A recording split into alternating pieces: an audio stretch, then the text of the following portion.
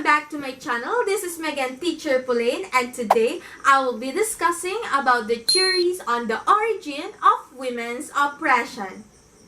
To understand this topic, stay tuned.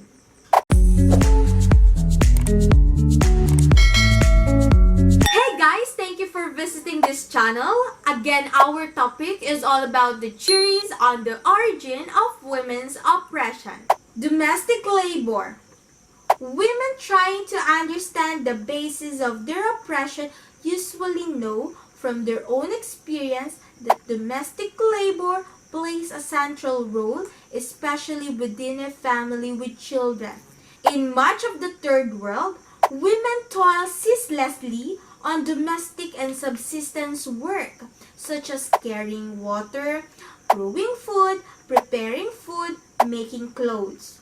Although in this country, domestic labor is much less grueling and time-consuming than this, it is still an area of drudgery from which most men are almost entirely free.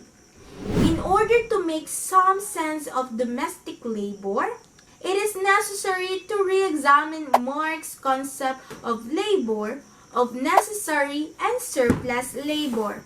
Within any class society, man, a wage worker, puts in a day's work. Some of that labor must pay for the maintenance and reproduction, such as necessary labor, and the rest of the day's work is making profit for the boss, such as surplus labor. In class societies based on agriculture, feudalism for example, a serf would work some of the day for his lord and some on his own land for survival.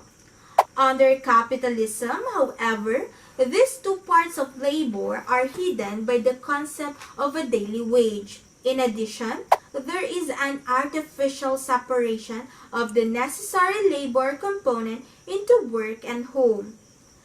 Necessary labor is made up of several components.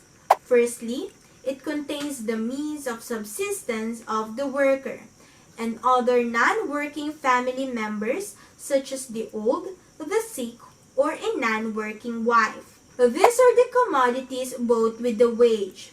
But in order to turn these commodities into actual maintenance, some supplementary labor is required. Meals cooked, washing done, etc.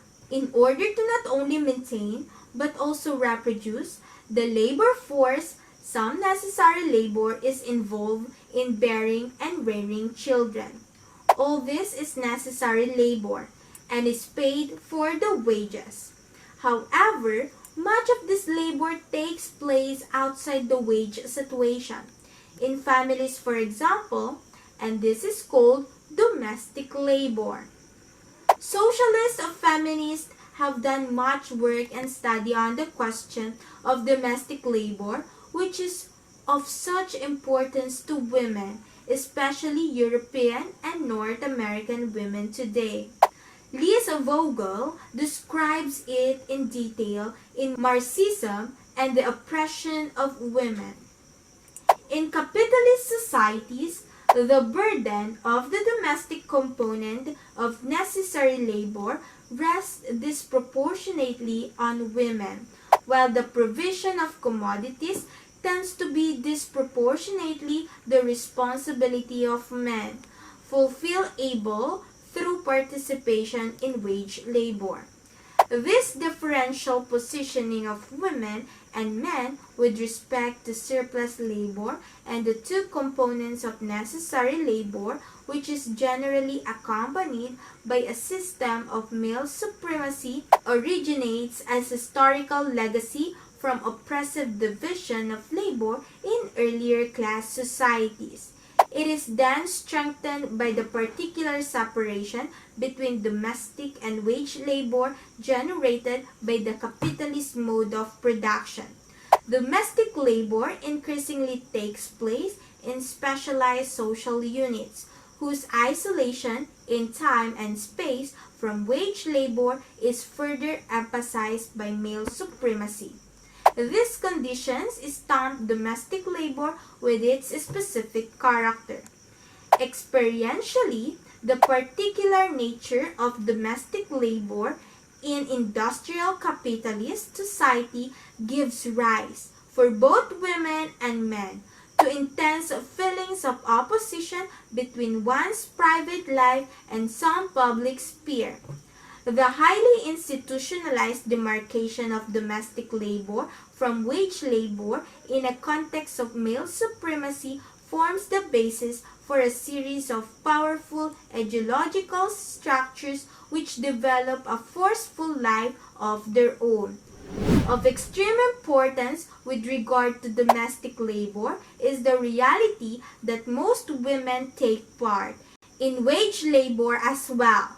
Many women would see the balance of work between women and men as much more one-sided than is expressed in the above quote, and even when men are not in wage work, they often do little domestic. Certainly, in the third world, women commonly bear a heavy burden of work compared to men. Welfare state. Also of importance in this country is the role of the welfare state. Through the payment of taxes, some of the necessary labor is taken off individual women. This is an advantage to the working class as a whole and something it fought for. Although there is much evidence that the welfare state must build on the exploitation of women, especially black women, it is also in the interest of capital, in that it frees working class women to more involved in wage labor and therefore the reproduction of surplus value. At different times, such services will be increased. For example, during war when workers were needed, or cut back as in the early 80s when high unemployment made women workers redundant. The provisions of the welfare state are closely connected to necessary labor and the real value of a wage. Cutting back the welfare state results in an increase in necessary labor. Tasks such as nursing the sick and elderly at home, and when not associated with a wage rise in an increase in exploitation, especially of women. Democratic rights. The other fundamental aspect of women's oppression in capitalist society, and one that has roots in earlier systems, is the lack of democratic rights. This affects women of all classes. In social systems, such as slavery, arid feudalism, the mass of people had no democratic rights and were in fact owned to a great extent by other humans. Early capitalism extended an inspiring pledge of freedom from all feudal restrictions. This equality of persons having material roots in capitalist relations of production. All persons must be free and equal to sell their labor power and the ruling class to buy it. Wage laborers must be free in a double sense. Not only are they free owners of their labor power, not serfs or slaves, but also free of any other way to put their labor power to use for their own account. For example, as they do not own land. In reality, however, capitalism is compatible with a stratified labor market and an undemocratic political system. The separate article on reproductive rights gives some indication of how women have been specifically oppressed in this way.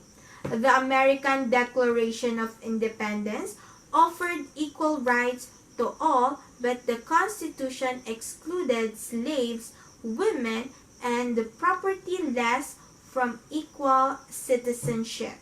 Given the contradictory character of equality in capitalist society, struggles for democratic rights potentially have serious revolutionary import.